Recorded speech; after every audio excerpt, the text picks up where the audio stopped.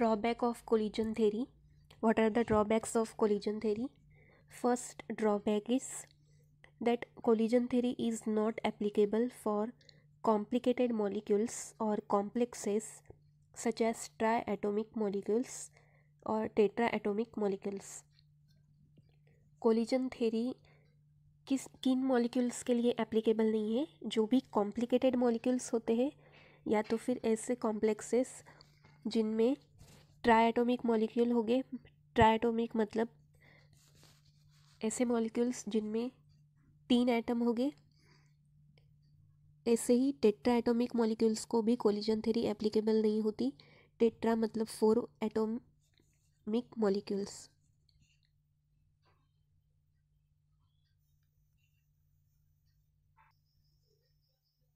Second drawback क्या है collision theory का? This theory does not applicable for unimolecular reaction. मतलब ऐसे रिएक्शंस जिसमें सिंगल मॉलिक्यूल इन्वॉल्व हो गए, ऐसे रिएक्शन के लिए भी कोलिजन थ्योरी एप्लीकेबल नहीं है. Third drawback is in this theory did not include probability factor or steric factor which is small p, so that from which entropy or enthalpy can be calculated. इस theory में probability factor या steric factor जिसे p से denote करते हैं वो include नहीं की है. इसके वजह से क्या हो गया, एंट्रोपी और एंथैल्पी हम कैलकुलेट नहीं कर सकते यूजिंग दिस थ्योरी. तो ये ड्रॉबैक है कोलिजन थ्योरी का.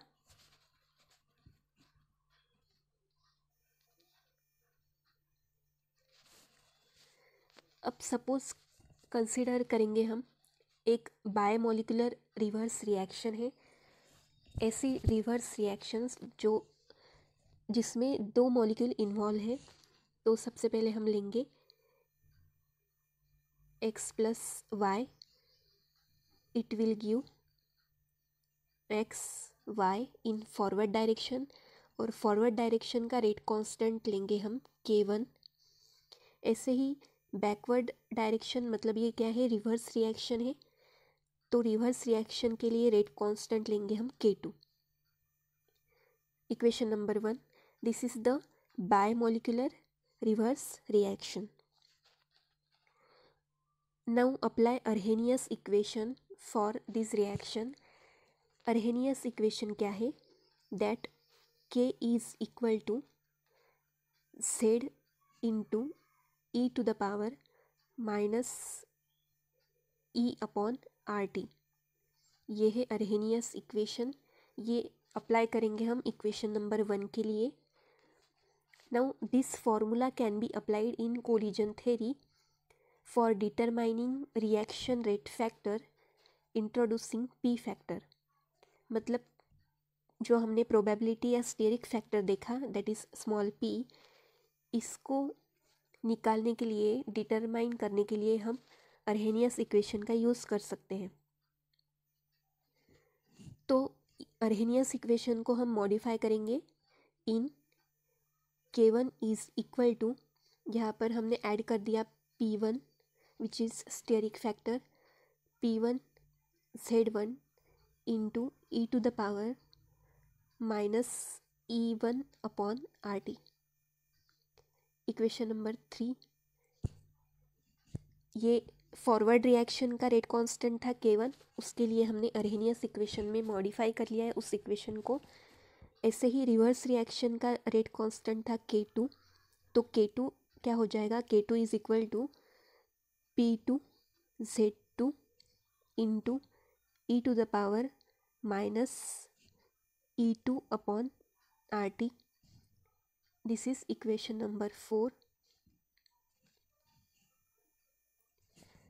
Now rate constant is capital K. जो ओवरऑल रेट कांस्टेंट है वो है कैपिटल के. तो k कैसे निकलता है? k इज इक्वल टू, जो रिएक्शन हमने देखी इसका ओवरऑल रेट कांस्टेंट अगर हमें निकालना है तो हम निकाल सकते हैं k is equal to which is overall rate constant is equal to rate of forward reaction that is k1 divided by rate of reverse reaction that is K2। तो K is equal to K1 upon K2। यहाँ पर हम लिख सकते हैं K is equal to K1 upon K2 which is equal to, अब यहाँ पर क्या लिख सकते हैं हम, K1 K2 के जो इक्वेशन 3 और इक्वेशन 4 में हमने लिखा है वो हम यहाँ पर लिख सकते हैं।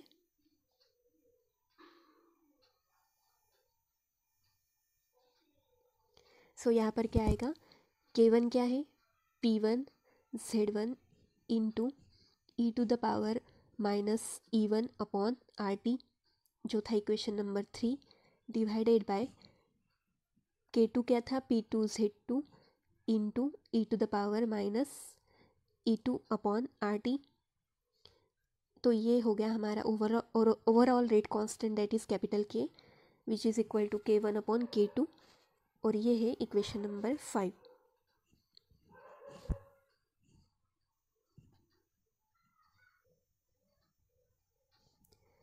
अब यहाँ पर जो e to the power minus E1 upon RT है और divided by e to the power minus E2 upon RT, तो इसको हम क्या लिख सकते हैं, e to the power minus E1।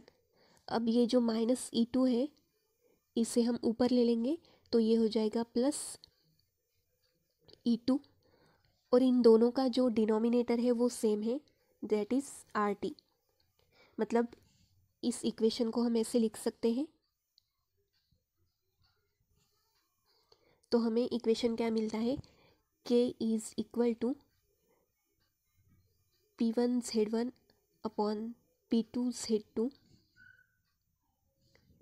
Into E to the power minus E1 plus E2 divided by RT equation number 6। अब ये जो माइनस E1 प्लस E2 है इसे हम कैसे लिख सकते हैं,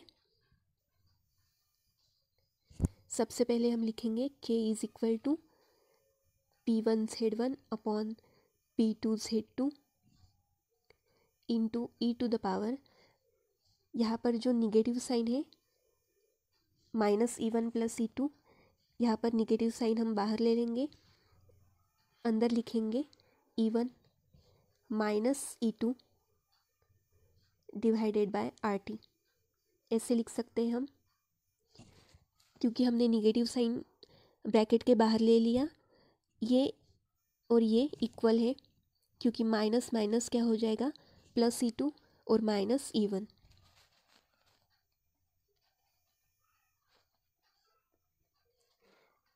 अब इसके बाद हम क्या करेंगे, ये जो माइनस E1 माइनस E2 है तो यहाँ पर हमें इसकी वैल्यू क्या मिलती है, E1 माइनस E2 मतलब del E that is change in E। अगर एक एनर्जी को हम दूसरे एनर्जी से माइनस करते हैं मतलब उससे हम लिख सकते हैं डेल E। डेल का मतलब क्या होता है, चेंज या डिफरेंस इन एनर्जी, और ये निगेटिव साइन ऐसे ही रह जाएगा, यहाँ पर जो निगेटिव साइन है वो ऐसे ही रह जाएगा।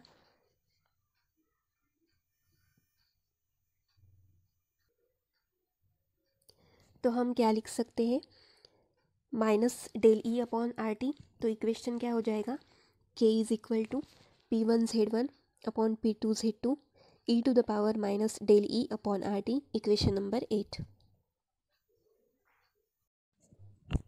हमने ड्रॉबैक्स देखे थे, 3 ड्रॉबैक्स में जो थर्ड ड्रॉबैक है कि हम कोलिजन थ्योरी में प्रोबेबिलिटी फैक्टर को इंक्लूड नहीं कर सकते, तो उसके लिए हम इक्वेशन देख रहे थे।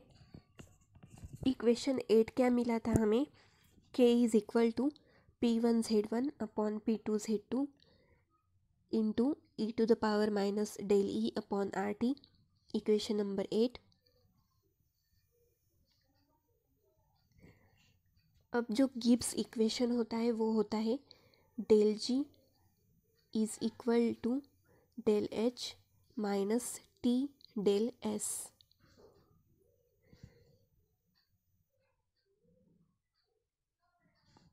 But del E is equal to del G. Del E equals होता है डेल जी के। Gibbs equation, this is the Gibbs equation, जिसमें बताया है that del G is equal to del H minus T del S.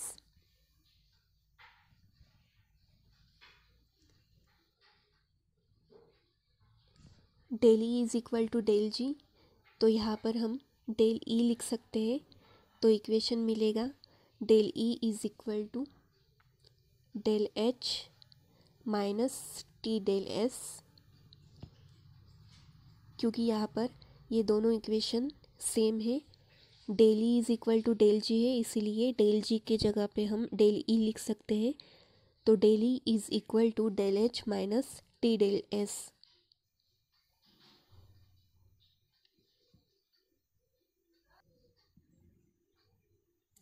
जो Gibbs equation था del G is equal to del H minus T del S, Gibbs equation, उसको हमने दिया equation number 9। Del E is equal to del H minus T del S, this is equation number 10।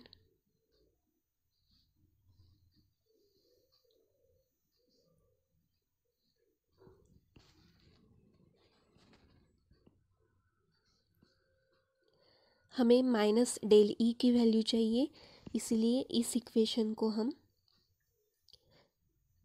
Negative में कर लेंगे। मतलब minus del ई क्या हो जाएगा, minus del H plus T del S. मतलब पॉजिटिव साइन को हमने निगेटिव में कन्वर्ट कर लिया, और वैसे ही डेल एच में भी पॉजिटिव साइन था, उसको निगेटिव में कन्वर्ट कर लिया, और माइनस टी डेल एस को प्लस में कन्वर्ट कर लिया, क्योंकि हमें माइनस डेल ई की वैल्यू चाहिए थी in equation number 8।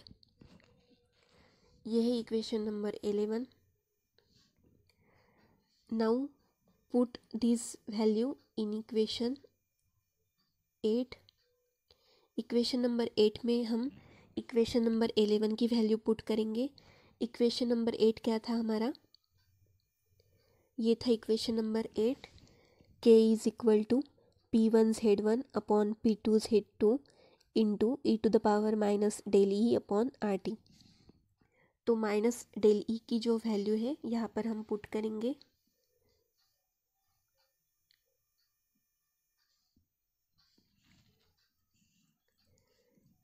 K is equal to P1Z1 upon P2Z2 E to the power, minus del E था तो माइनस डेल ई की क्या वैल्यू मिल गई हमें इक्वेशन नंबर 11 में, minus del H plus T del S.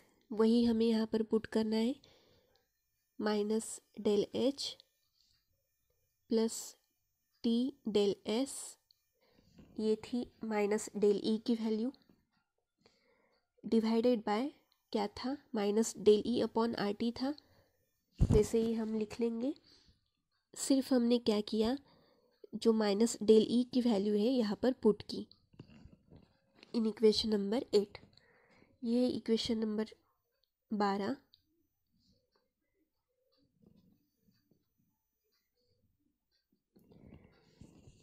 अब इस इक्वेशन को हम कैसे लिख सकते हैं,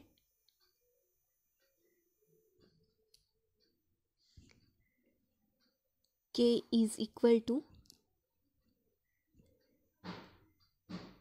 P1Z1 upon P2Z2 into E to the power. अब इसको हम, ये जो डिनोमिनेटर है यहाँ पर इन दोनों को अलग कर लेंगे, मतलब minus del H upon R T, बीच में क्या है प्लस साइन, तो हम लिख सकते हैं into E to the power T del S upon R T, equation number 13। अब ये हमने क्यों लिखा यहाँ पर, क्योंकि अगर E to the power X into E to the power Y है तो हम उसको क्या लिख सकते हैं, E to the power X plus Y. ऐसे ही यहाँ पर क्या था, E to the power X plus Y था, मतलब E to the power minus del H plus T del S upon R T था। उसे हमने अलग कर लिया। अलग करने के लिए हम ऐसे लिख सकते हैं, E to the power minus del H upon R T into E to the power T del S upon R T.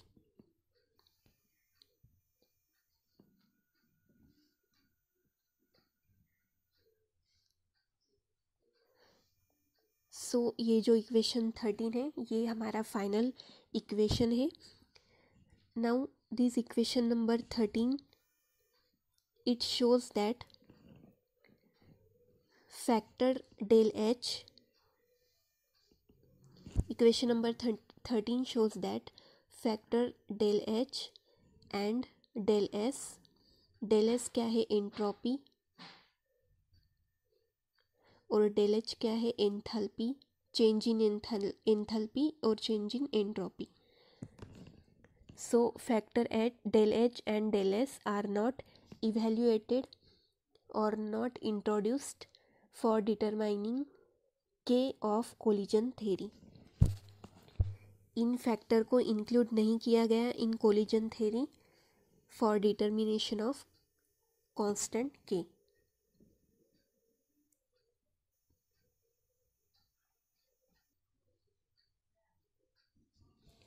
So equation number 13 shows that factors del H and del S, del H is change in enthalpy, del S is change in entropy, are not evaluated or not introduced for determining rate constant K of collision theory। अब सबसे last जो fourth drawback है collision theory का, that this theory is applied only for simple molecules.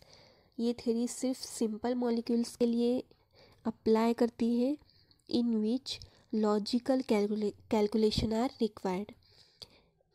ऐसे reactions जिसमें सिर्फ logical calculation की ज़रूरत है, उसी लिए इस कोलिजन थ्योरी का हम यूज़ कर सकते हैं।